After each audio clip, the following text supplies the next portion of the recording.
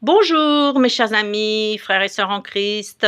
J'espère que vous allez bien. Voilà, on va passer un moment agréable. J'ai juste quelques titres de livres à vous conseiller et puis oui, comme vous avez remarqué, bah, oui et je suis allée, chez le coiffeur de Boris Johnson en fait. Bah, c'est assez ressemblant. Mmh. C'est une blague. Donc je veux vous présenter des livres, qui, ont vraiment été très importants dans ma vie spirituelle et souvent fait une énorme différence. D'ailleurs, peut-être que je l'ai déjà raconté, mais bon, c'est pas grave pour ceux qui regardent pas les autres vidéos. En 1994, j'étais athée depuis longtemps, hein. J'ai rencontré donc 2 chrétiennes dans le RER. Et elle, une d'elles a commencé à étudier la Bible avec moi, mais alors, j'y allais à pas de crabe, tout doucement, le moins possible. Donc au bout d'un an, bah, rien ne bougeait. J'avais toujours pas de foi, mais elle était drôlement gentille. Elle m'invitait toujours, oh là là, Catherine, elle était super. Elle m'invitait toujours, chez elle et puis on étudiait la Bible, on parlait de nos vies et puis je mangeais surtout des super gâteaux. Alors là, ça j'aimais beaucoup et donc un jour une autre, chrétienne qui était venue chez elle m'a prêté un livre, qui s'appelle «Bien plus qu'un charpentier» de McDowell, donc c'était il y a 30 ans, hein. Et donc je prends le livre chez moi, je le lis et là, arrivé à un moment dans le livre, il y a un raisonnement de l'auteur par rapport à qui est Jésus, qui m'a transpercée. En fait, ma fausse manière de raisonner, que j'avais depuis des années, depuis l'adolescence, parce que quand j'étais petite, j'avais la foi, je l'ai perdue après. En France, c'est facile de perdre sa foi, surtout quand on fait un peu d'études, un tout petit peu même, hein, c'est facile, hein. Et donc j'avais complètement perdu ma foi, j'étais athée endurcie depuis au moins 15 ans. Et le raisonnement là de McDowell, qui parle de Jésus, ah mais là, il s'est passé un truc dans mon cerveau, c'est la foudre de Dieu qui est tombée sur moi. En quelques secondes, j'ai compris, mais jusqu'au plus profond de moi-même, que Jésus était le Fils de Dieu. Ce que je rejetais, depuis, beaucoup trop d'années. Et donc en fait, ben, voilà, la foi est rentrée comme ça à l'intérieur, ça fait chou comme un éclair en fait à l'intérieur de moi. Il y a eu un avant et un après le livre. Même pas un avant et un après ce tout petit passage que j'avais lu. Et donc j'ai couru à l'assemblée pour me faire, baptiser. Ils se sont dit: «Eh mais qu'est-ce qui t'arrive?» Bah, il m'arrive que voilà, Dieu m'a souvent, au long de ma vie, touchée, fait réfléchir, transformer, changer à 180 degrés de la façon dont je pouvais penser, hem, avec des livres. Avec des livres, voilà, qu'on m'a prêtés ou que j'ai lus donc je vais vous en présenter quelques-uns de John Bevere, hein, parce que j'en ai lu d'autres, mais voilà, qui peuvent, vous être très utiles. «À l'ombre de tes ailes», donc je pense qu'on peut toujours les commander à la CLC. Attendez, je vais les mettre là. «À bas la kryptonite». Voilà, il est pas facile à comprendre le titre, mais bon, il est très d'actualité, hein. Pourtant, ça fait au moins 8 ans ou 10 ans qu'il a été écrit, mais je vous assure, d'actualité. Alors, un autre de John Bevere, qui voilà, il est fin celui-là. «Comment réagir quand vous vous sentez maltraité?» Très utile pour tout le monde. Un que je conseille à pratiquement tous les chrétiens aujourd'hui, parce qu'il y a une telle rébellion dans les cœurs que ça vous sera très utile. La désobéissance, porte d'entrée du diable. John Bevere. Un que je recommande aussi à pratiquement tous les chrétiens. La récompense de l'honneur de John Bevere. Je vous ai déjà dans plusieurs vidéos donc dit, je vais le redire, nous vivons dans une culture du déshonneur à tous les niveaux. C'est depuis déshonorer l'autorité du chef de l'État jusqu'à, je sais pas, ça, il n'y a pas de limite. À tous les niveaux, dans les relations, même dans les assemblées, beaucoup trop de chrétiens manquent de respect à l'autorité du pasteur, surtout si c'est un vrai homme de Dieu et qui fait tout son mieux pour prendre soin de son assemblée, mais même si c'est un faux pasteur. Dans ce cas-là, allez-vous-en. Mais priez qu'il se repente ou oubliez-le ou voilà, c'est très grave. C'est très grave. Ça, en fait, ça empêche toutes les bénédictions de Dieu. Ça attire même la malédiction. Et on voit où on en est arrivé. Et puis, il y a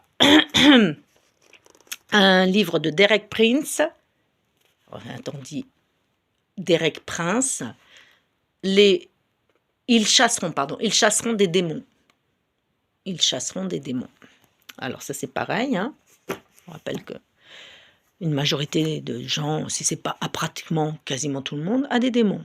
Même les chrétiens qui fréquentent les assemblées, les chrétiennes, et ont besoin d'aide. Et je vous rappelle que Jésus chassait des démons et qu'on est censé avoir la puissance du Saint-Esprit et de faire comme Jésus a fait. C'est ce que dit la Bible. Marc 16, je crois. D'ailleurs, oui. Bon, je chercherai le passage, je vous le donnerai à l'occasion, mais c'est un des derniers, c'est le dernier chapitre de Marc. Voilà, c'est écrit. Je vous conseille de le lire. Alors, Joyce Meyer aussi, la vedette, la star Joyce Meyer. Le champ de bataille de la pensée, très utile pour nous les femmes, où vraiment, oui, on en a besoin. Nos pensées, c'est pas toujours simple. Destiné à la guérison de Marty Delmon.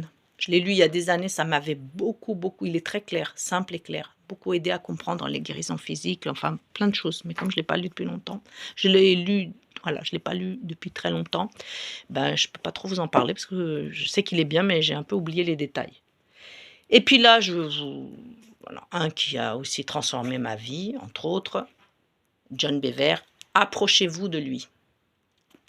Ben, en fait, en lisant ce livre qu'une chrétienne m'avait prêté, elle l'avait même mis dans mon sac en me disant « Oh, mais si tu vas voir, il est super intéressant cet auteur chrétien, voilà, cet homme de Dieu. » Donc bon, je prends le livre, il est un peu gros, je n'ai pas trop envie de le lire, je l'ouvre au hasard.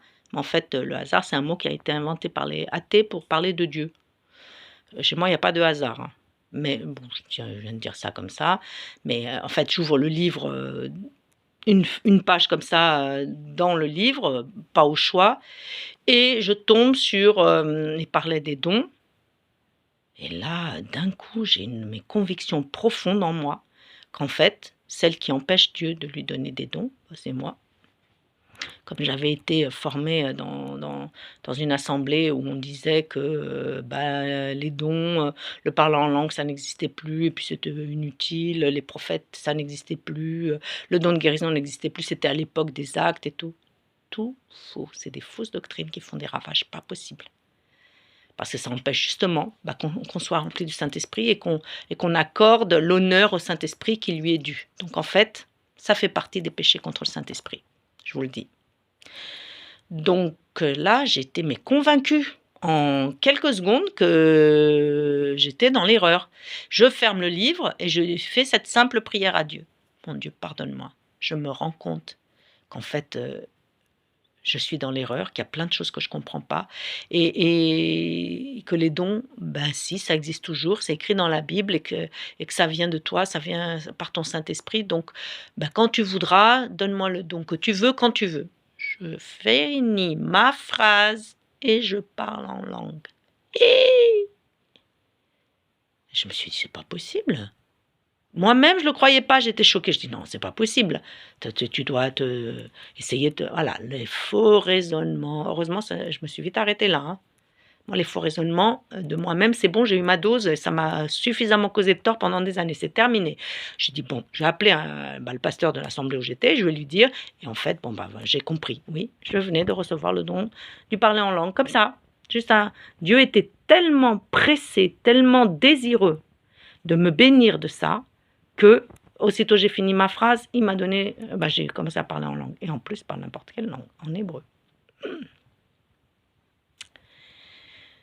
Bref, et je voudrais aussi faire une petite aparté que tous les chrétiens et chrétiennes ne parlent pas en langue et c'est pas parce que vous parlez en langue que vous êtes sauvés et c'est pas parce que vous parlez en langue que vous êtes un vrai chrétien. Ah, ça aussi j'en ai vu, j'en ai entendu. Il y a des vrais parler en langue, des faux parler en langue, il faut du discernement. Mais bon, ça c'est un autre sujet, mais quand même je préfère vous avertir parce qu'il y a tellement n'importe quoi là-dessus aussi. Et il y a plein de personnes qui sont sauvées, que Dieu aime et qui n'ont jamais parlé en langue et qui ne parleront jamais en langue. C'est dommage, mais bon, voilà, c'est comme ça. Et puis, je vais finir avec le dernier livre, parce que vous voyez, j'ai toute une bibliothèque derrière moi, donc j'ai d'autres livres, mais je ne vais pas tous vous les conseiller. Hein. Ça, c'est des conseils. Et vous vivrez peut-être pas la même chose que moi j'ai vécu, hein, parce qu'il y en a qui ont déjà lu bien plus qu'un charpentier, qui m'ont dit: «Ah ben non, mais moi j'ai rien eu pendant le livre». Bah, je témoigne. Ça ne veut pas dire que parce que vous allez lire les livres que j'ai lus, qu'il va vous arriver la même chose. Du calme. Mais en tous les cas, ça va drôlement vous aider spirituellement à avancer, ça c'est sûr. Et donc là, je vais vous raconter une anecdote pour finir avec le dernier livre que je vais vous montrer après. Ce livre-là, le dernier que je vais vous présenter de John Mayer, je ne l'avais pas lu depuis plus de 10 ans, largement.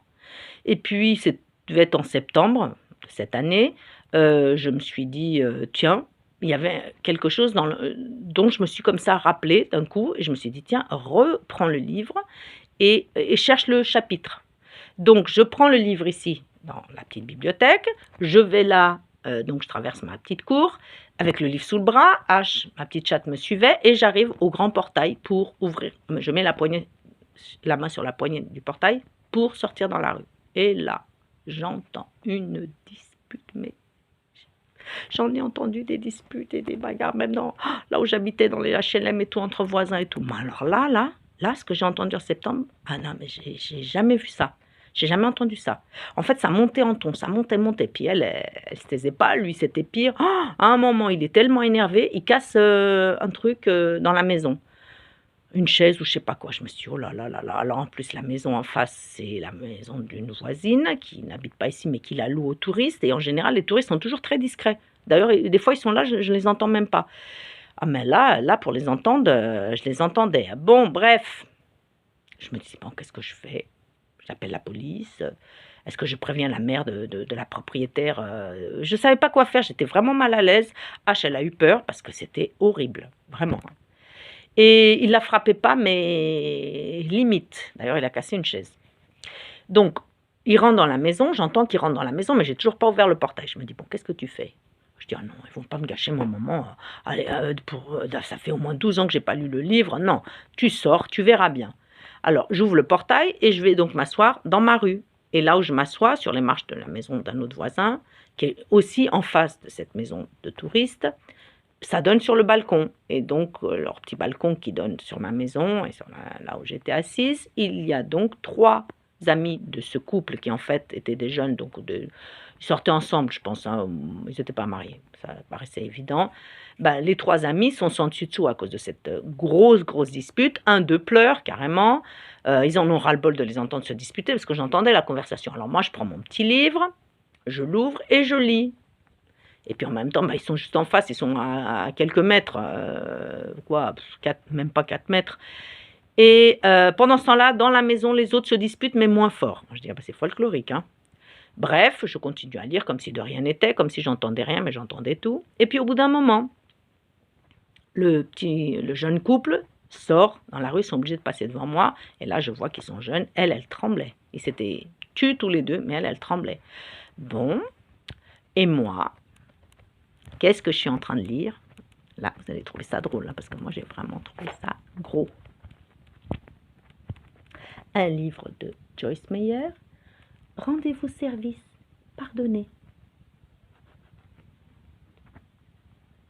Je suis le livre ouvert comme ça, voilà, et eux passent juste devant moi. Bon, ils ont à peine tourné la tête, et en plus, je pense pas qu'ils lisent en français. Puis, la plupart des jeunes aujourd'hui au Portugal, ils parlent surtout l'anglais. Ça, c'était ma génération, ils parlaient beaucoup français, ils étudiaient en français, mais là, je pense pas. Mais j'ai trouvé ça tellement drôle. Oh, tu as de l'humour, hein. Franchement. Rendez-vous service, pardonnez. Ah bah là, c'est sûr que d'eux, là, c'était ce qu'ils avaient vraiment besoin de lire. Bon, en portugais, apparemment. Voilà, j'espère que vous avez trouvé ce moment agréable. Je vous fais un gros bisou et bonne lecture. Et est-ce que je vous ai dit que ces livres-là s'achètent à la CLC? Vous pouvez les commander ou les acheter s'ils sont encore édités, hein, parce qu'il y en a certains qui sont vieux. Bisous, ciao.